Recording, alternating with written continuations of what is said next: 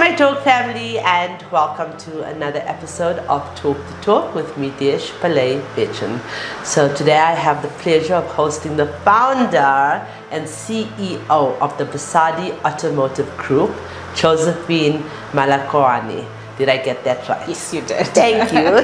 So Josephine and I have now met on a couple of occasions, and she really, truly inspires me. Any woman that can run a fleet of trucks and iron logistics in the motoring trade is just so. I started my career actually in the motoring, in the commercial. So I worked for Volvo, and that was the most amazing time of my life with Volvo actually, because it taught me so much about what I can and cannot do in the motoring trade, and what I could literally expose myself to in terms of trucks. So I really enjoyed that time of my life. But anyway, I'm so excited because I've not really interviewed anybody outside the passenger vehicle space. We have not yet had the commercial side of the automotive space or the motoring trade part of our movements, especially the Motoring Woman of the Year Awards. And that is where I'm hoping to partner with you in terms of getting women that are doing, FNIS, MDPs, or whatever, that type of thing, to assist us and to empower us as well, to recognize these women. So hopefully that's going to happen in the near future. So are you happy to help? I'm excited. Right. It's literally gone out on air, so you've put it out there, just so you know. I'm excited. Okay. So anyway, let me first introduce Josephine properly. Josephine is a highly accomplished and respected business leader. She exemplifies the very best qualities of female empowerment and professional excellence. Not only is she a successful CEO, but she is a visionary woman who has made a lasting impact in her industry with unwavering determination and unrelenting passion. You can see the pink. The pink is for passion. She has driven her organization forward, navigating challenges and overcoming obstacles along the way. Today, she stands as a testament to her own hard work and dedication, a thriving business leader who is truly owning her success. As a role model for women everywhere, she demonstrates the power of female leadership and the impact that one person can have on their community and their industry. Her legacy continues to grow, empowering future generations of women to pursue their dreams and strive for excellence. So let's welcome Josephine. And as always, this interview is proudly brought to you by Seriti Solutions, NFC, and Evo by Nedbank. Josephine, we had a little bit of a conversation prior to this interview and before my introduction, and I never do that because this is very exciting for me. It's a first, and it's such an honor to have you here. Thank you. It's an honor to be here, and sure. And you saying all of those things makes you think, is that me? That is it's an out-of-body experience to just look and say, I'm like, wow, is that me? Talking about somebody else there? And it is you. Thank you. I think I've written about more than 1,000 people, or not just written, described or profiled through my 15 years of doing this in the motoring trade, and yours stood out. Wow. Your personality stands out, and everything that I said does absolutely describe you. Wow. So I'm so glad that we have a great team of people that puts this together for us, and actually encapsulates what you actually stand for. And thank you, because I also believe it's a way to inspire so many young girls out there, because a girl like me, the way I grew up, wouldn't imagine it being described that way, and I wouldn't have thought of it, Right, Josephine. And if you watch this, even young girls in the rural areas, they have access now. Yeah. They have access to social media. I have young girls that have watched these programs and said, okay, I want to do this because here's something that I and I mean, you do know of my rape and GBV movements. We go into these areas, thankfully to our dealer network that provides the opportunities and the facilities. So they get to feel and touch vehicles and cars, and you are now an inspiration on a different, now we've just added one more job opportunity and one more, and that's amazing. And I always believe that if you are in a place to empower, if you have power, then you have a place to empower. So use that space, and that's exactly what you're doing. And people are selfish, unfortunately. I'm going to say it. People are selfish with their time. And rightfully so to an extent. But just a little bit. It just takes 5 minutes of your day to just even put something out there. Say, yeah, I am. I'm doing what I'm doing, and I know you can do it too. And also, you never know who's inspiring having a bad day. That could change their entire life. Absolutely. It's happened to me. Happened to me as well. There we go. Just give that one break, change your entire life. Absolutely. So, where exactly, Josephine, did your journey begin? Sure, my journey. First, let's backtrack. We have some time. This is important to me. Okay, my next interviewee will wait. I know you are. Let's go back to what you were talking about, that you never thought you had the opportunity. Where are you from? Sure. Okay. So my childhood, it's quite an intense one. So I grew up in Bramley, which is just outside of Sandton. My grandmother was a helper to a lovely lady by the name of Anita Cooper, which passed away in 2013. So that was my background. My father was in the Free State, and my mother was a home-based care nurse. So grew up with my grandmother and my mother being there as well, working night shift mostly. So I hardly got a chance to see my mom growing up in school. So my Jewish mother, which is what I would call her, Anita Cooper, she had a great influence, and she was a powerful businesswoman. Always said, go do your own thing. Do your own thing. She actually even once said to me, do interior designing. That's what she liked me to do. So I went through, went to Chinese coaching school. That was what was called back then. Later changed to Sandton View. I did my high school then. Finished school, but during my years of high school, I then, because I grew up in a home where there was a lot of entrepreneurial spirit. When as soon as Anita passed away, I then picked up one of her profiles. And she was doing corporate gifting and branding, and that was the first business that I had.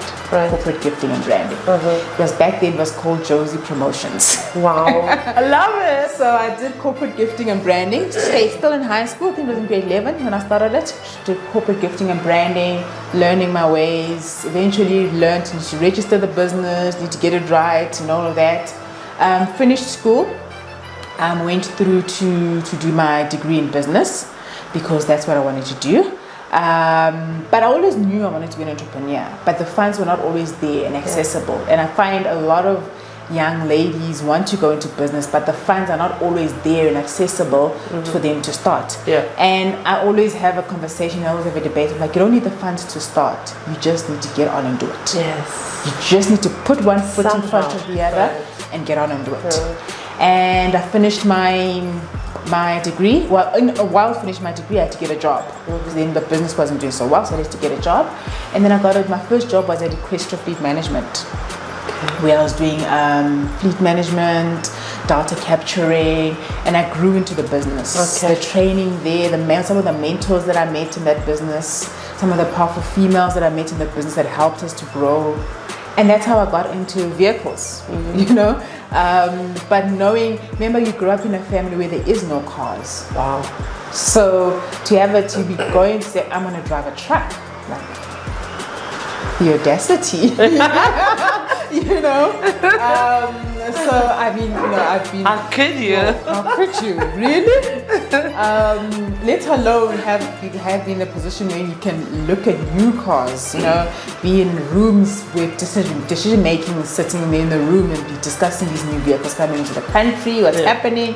It's like, really, you know? But that's just a bit on how I grew up. So, you know, you don't imagine. I mean, you only think there's only a few things that, if I put it this way, a poor background can produce. You know, it can only be a teacher or something, you know, something where, you know, you just sit down and don't test the boundaries. Yeah, you know? well, you've moved from the norm, and the audacity has equalized to determination, and eventually you have become a success. So that audacity now is equals to success. My math sucks, really. But anyway, that's it. That's the way I look at it. I think the guts that you had, that grit, the resilience, I'm in awe. I really am. So, with your business, where did that begin? So my business began about 10 years into my working career, official working career. I got to a point where I'd finished my MBA, and I looked at corporate and I was like, what do I do now? Can only go higher, but I'd also had pushed myself again to do my MBA before I was 30. When everybody said, no, nobody does the MBA before they were 30, you gotta wait until your 40s. I was like, no, let me just, I want to try it, let me do it, let's see, and I could do it. A lot of hurdles that come along with it as well. I mean, I fell pregnant throughout in the middle of my MBA. Balance in life, right? You know, I fell pregnant throughout, but then also the determination as well to say, I am going to finish my MBA in 2.5 years as the set time. I'm not going to prolong it. Mind you, I went to write my finance exam highly pregnant. Well, you were pregnant. I was expecting you to say that. I did the math. And then my son now kind of looks at money differently. I'm like, that's because of that finance exam. Love that. And then I got to a point I was like, you know what? I was handling a base of customers, and the customers would the same conversations were going around. You know, how do we transform the industry? You know, how do we get more females into the industry? What type of businesses are we supporting? And I was like, you know what? I should just resign, take my provident fund, get a bakkie, and start this business. A business that I then knew nothing about. The hardships to go into the towing industry. Sure.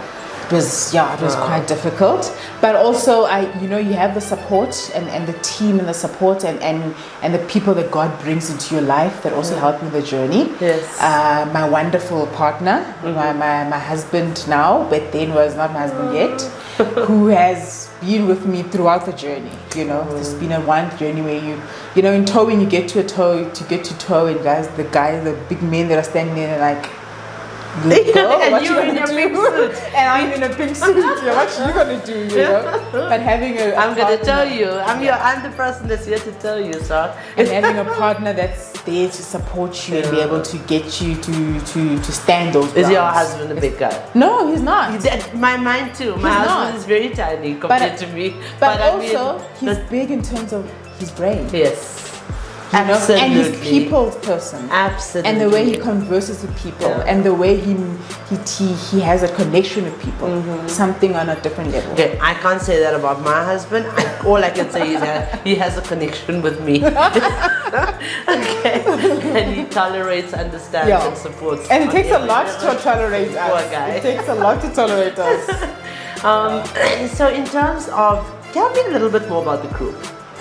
So, just in a nutshell. In a nutshell. So Basadi Automotive Group is basically mobility and logistics for the automotive sector. Okay. So we specifically look at the automotive sector. That means we do three things. We move vehicles from port to plant, plant to dealer, from the dealer to the end user to the customer. And then once the cycle then returns, once the end user, the customer is done with the vehicle, we collect the vehicle and then take it back to the salvage place, where it's going to be disposed of. We assist with disposal of vehicles, and also in between we have then your emergency movements, your upliftments. That's where the tow truck then comes in. A lot of the times we used to say I have a tow truck and people think, oh, you just tow accidents and all of that. That's not what we do. We are specialized for the fleet and automotive sector. So for companies to be able to move their vehicles in terms of those big, like trucks you find that's holding you up on the N1. Is it N1 to Durban? N1, yeah. So It's you, right? We have tow trucks so that run. Those scare me. Hey? As much as I'm in automotive, those trucks scare me. But you need one once in a while, or hopefully not. I try not to get into those situations. No, not those. The ones that are actually carrying fleets, like new cars from one city to another. The carrier trucks. Carrier trucks. You do that as well, right? As well, yeah. Okay. We've got one. I just can't. I can't understand like how so much, like so weighty cars. This poor truck man is pulling it. I sound so dumb, but I don't know truck talk like you do. But I mean, it's technology and technology that has brought us to that. You know. Wow. And you can imagine, you need to remember that the lifeline of the vehicle, a lot of people only get to see the vehicle at the show floor, you know, when it gets there. But when it gets into the country, the goods goes to the pound, gets bounded there. Yeah. Who gets it out of there? And yet we get it scratch free. Who get it out? Exactly. You get it scratch free. We do. I mean, my dealers do. Okay, now I'm selling my dealer network. I know my dealers get, my new car dealers, they have absolutely, so much care. Yes. Like they get beautiful vehicles. New vehicle smells. Yeah, everything. Everything's still plastic and sometimes I gotta peel off when it comes here for me to test drive, because I test drive the demos, and they come here. I gotta peel off the stickers and peel off the plastics that are protecting the car, the like door handles and that type of thing. So. And also even with that, I mean, also with Basadi also helps with that, with the vehicles to deliver to people like you. Wow. So why not send us to do it if you have to send out your salesperson on the floor who needs to be selling and working. You have a company that's out there that's dedicated, fully insured to do the movement, able to move the vehicles for you, deliver it on time. Time is a big thing for us. Well, it is a huge. We were here to inspire the younger generation to become a Josephine, but Josephine just opportunized now and she started selling a product. It comes naturally. And I wish I could high five you because I love people like you. Well done. Well done. You literally pulled the wool over my eyes on that one. Well done. Josephine, tell us more about your role. Okay, now you can sell the company some more. What do you love most about what you do? I love seeing the vehicles, but most importantly, I love the smile it puts on people's faces. Because remember, for somebody like me, a vehicle, going to school in the rain, as it is raining, you go to school and you've got no transport, you walk into school, then you think, if I only had a car. And to be able to put that smile on somebody's face when you're going to deliver that vehicle, to say, wow, I've achieved. Yes. Wow, my father's been able to buy me a car at university.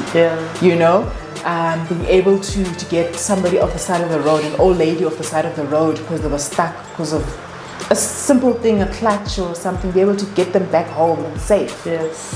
That's what puts a smile on my face at the end of the day.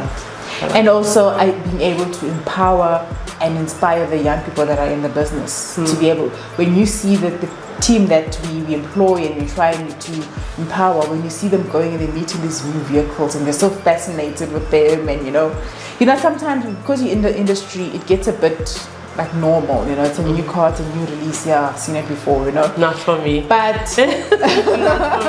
But when you see these young people coming in and they're so admired at these shows, and it's amazing. I do per year over 150 test drives. That's okay, and I have over 2,000 dealers in my network, dealerships, and I have more than 30,000 women in my dealer network. Yet everyone is new to me.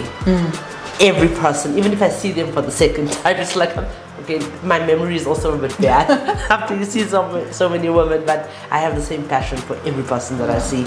I have a new passion for every car that I see. My car has disappeared from here. Oh, it's on that side. But I have, it's everything excites me. Everything that I do excites me, makes me happy. And I think It's just I'm not driven by profit. I am driven by passion. Passion. But you've got to be driven by profit because you need to make money. Okay. Well, I need to make money too. I have stuff I need to pay, but I'm driven by passion. And so yeah. But I would like to know as well who actually, because I didn't have an inspiration. No one inspired me, unfortunately. The motor trend just happened to me. It really happened. Yeah. Who inspired you? Sure. Coming into the industry, one of the ladies that I can pick out, there's quite a lot. Yeah. One of the ladies that I can top of my head pick out that inspires me and continues to inspire me even till today, Masha Mayaba. Okay. Who you know is one of the foundations of this movement. I wouldn't be surprised. But you do know. I do know, but I wouldn't expect less from her. You know? She's the type of woman that I would pick up the phone. I'm like, you know what, Masha, I'm giving up because it's so tough. And then she would be like, you dare. You dare. Yeah. You better sit yourself down and sort yourself out and you carry on. Yep. Because there's so many doors that we still need to open, you know. And she always says, let's leave it better than we found it. Yes. And she preaches, let's pave the way. Yeah. It's become our responsibility. Yes. It has. It's more than just a job. It's more than work.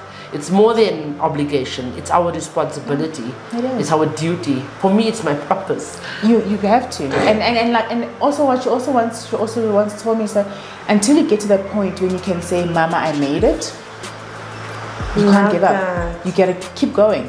And I look at as well to another woman that also inspires me, my mom. And I haven't reached that point that just to look at her and say, Mom, I made it. Why do you feel that you haven't? There's so much more to do. I think if I look at the industry and the strives that we still need to change and the doors that we still need to open, we've still got a long way. We'll never arrive. We will never arrive.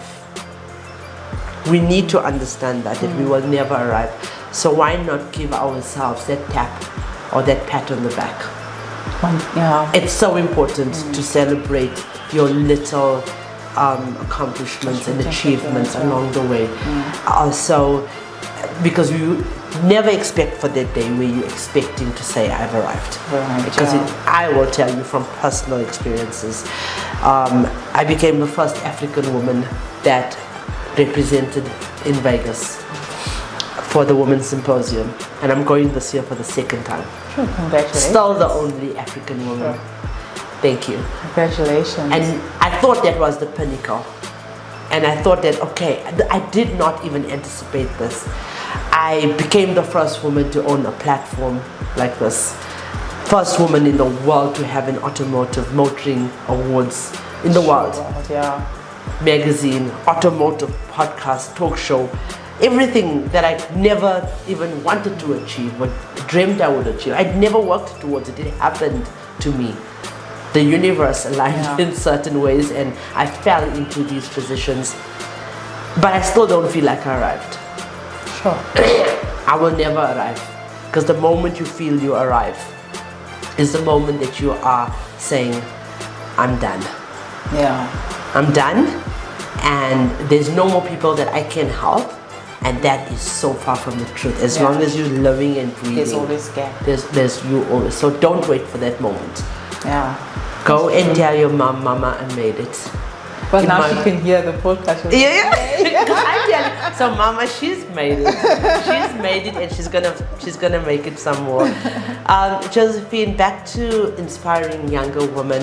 What mistakes or what wouldn't you have? I mean, what would you have changed in your journey? Something that a young girl can actually learn from and not step into unnecessary problems. Sure, it's an interesting one. You know what? The one thing you look at your journey throughout the years, and then you think, where am I falling short? And then you realize you just need to believe in yourself. Yeah. I think there's a couple of times and a couple of opportunities that I didn't step into because of lack of self-belief. And we as females suffer that a lot, especially in the industry, because you know, if you're told that you're not good enough, or even if you're not told, you get the look that you're not good enough, or you get the look to say, who are you to tell me?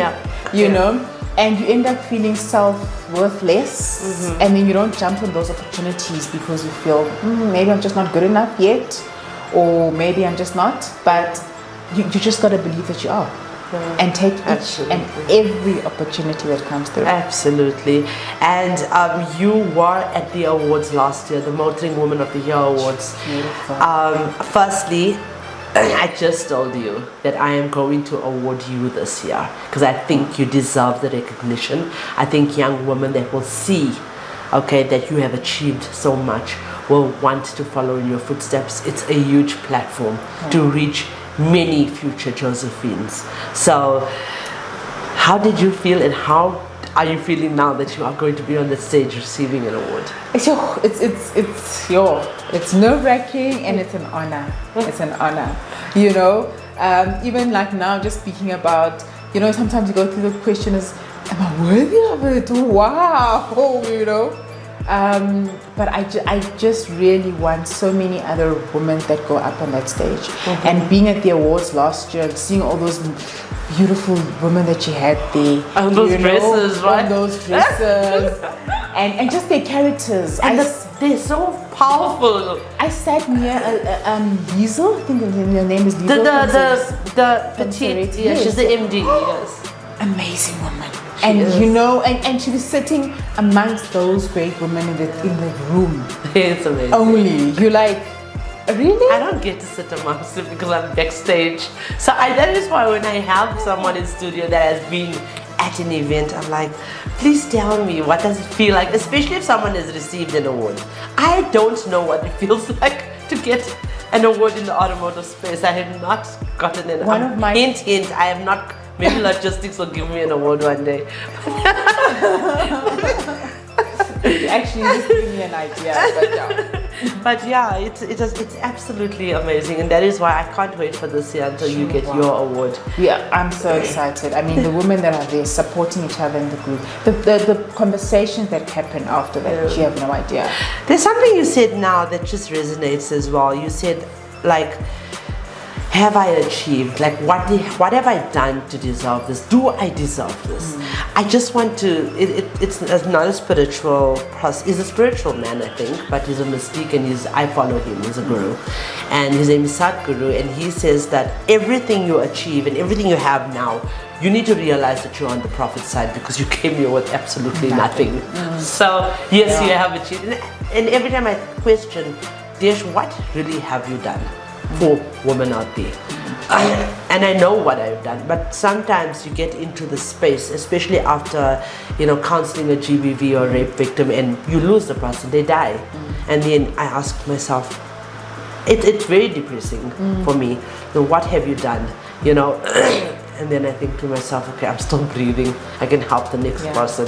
I'm on the prophet side of life. Because I came here with nothing. So I hope that will help you to always remember that. Thank you for and that. So what can you offer to women? I got advice. Normally my question would be, if it's an F&I or a sales manager, dealer principal, marketing, what can you offer? What advice can you offer them into entering the motoring space? But I'm going to now, it's the first time I get to ask this question. What advice can you offer a woman that wants to get into logistics and to get into fleet and the business you're doing? And you can talk to them directly, please. So, first of all, the first advice would be go for it. Go for it, do what you gotta do, be in the space, be in the room where you need to be, make it happen. Secondly, do your research. You've got to keep empowering yourself. You've got to keep learning. You've got to keep networking. You've got to keep being with the right people that will teach you and grow you and learn you and make sure that you make it to where you need to be. Stretch yourself. Not every day that you wake up and you say, I'm in my glory. Stretch yourself. You got to stretch to the next level. As difficult as it is, stretch it. Oh, that's amazing. Thank you so much. I really appreciate you coming and gifting us with your time. I know it's difficult, and I appreciate you. And we are now going to play a game that has nothing to do with automotive. Wow. And we're playing trivia because apparently my podcasts are a little bit boring for people that don't care about cars. So hopefully we'll get some more viewers. It just comes to watch us to play trivia and enjoy, like, you know. And learn a bit more about cars in the meets. Well, there's no car content, but I think I laugh at myself really well when I watch myself playing trivia. Anyway, you're going to describe to me what you have on your cards. Okay, I'll go first. Okay. It's a very famous restaurant that only people like me go to. We go to because we don't like it always. Maybe we do. I actually do like it. We love it. Okay. But our sons and our little daughters Spa. love it more. And the lovely song. Yeah, I love the birthday song. I love the birthday. I love it. I think it's now become like a national anthem. Oh no, it's the best. And also I love it because I don't see my son for 2 hours because he's tastes himself. That's not gonna last very long. He's 8, right? He's 8, yeah. Okay, I have an 18-year-old. Did you find another one? Another place that they can go to? No, they just don't go with you anymore. Oh my word. So yeah, and the 16-year-old. But anyway, next one. Okay. Oh, let me see. You spoke about believe. Ooh. No. Okay. You used the one. That is one word of it. Okay, she's a famous African American female, married to a former president. A former president of America. Okay.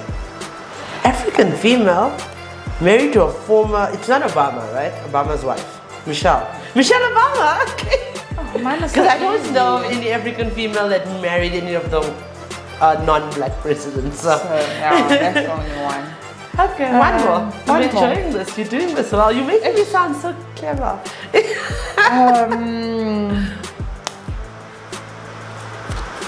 The storm is one of the songs he sings.